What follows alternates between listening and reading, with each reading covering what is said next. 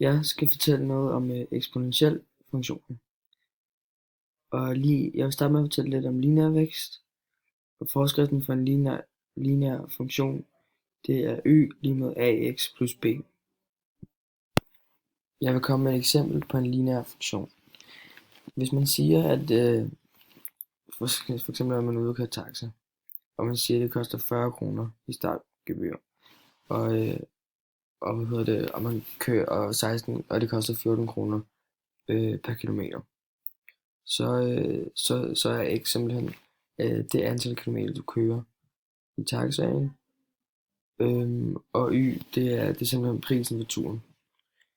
Og så hvis man kører 1 km, så er prisen 40 plus 14, og det vil så sige 54. Det er lige med 54 kroner. Og hvis man kører 2 km, så er prisen simpelthen bare ligesom vi gjorde før, starttaksten, plus, altså 2 km til, det vil sige 14 plus 14, det er så lige med 68 kroner. Og så y, det er simpelthen y lige med 40 plus 14. Overskriften for en eksponentiel funktion, det er y lige med b gang a i x'ene. Og for en eksponentiel er voksende, skal den være over 0, og for en eksponentiel er aftagende, skal det være under 0.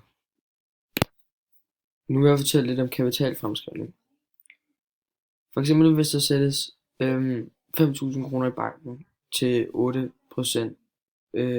per år, har man ifølge kapitalfremskrivningsformen 5.000 gange 1,8 i n kroner, når der er gået n år.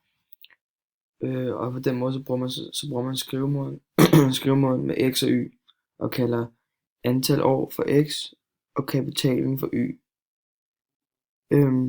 Og så resultatet kommer til at lyde sådan her: y 5.000 gange 1,8 i x'en. Nu vil jeg fortælle lidt om logaritmer. X-logaritmen til et tal x er dens eksponent, og det skal altid give tallet 10 for at få x. Og hvis man nu siger, at hvis x er positiv, så har ligningen log x lige med c-løsningen. Og log a i x'ene lige med x log a, at man tager logaritmen til en potent ved at tage logaritmen til roden og gange den med eksponenten. Nu vil jeg fortælle lidt om, hvordan man beregner y og a på en voksende og aftagende funktion.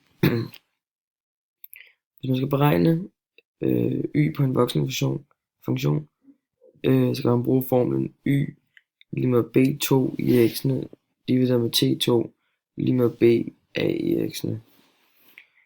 Og hvis beregningen af a på en voksende funktion, så skal man bruge formlen a lige med 10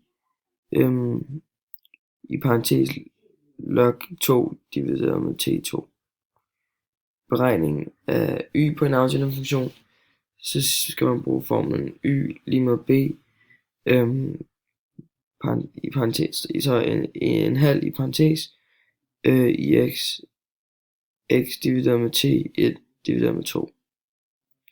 Og beregningen af a på en aftagende funktion, så skal man bruge formlen a lige med 10 log, og så parentes log, parentes en halv, og så divideret med t1 divideret med 2.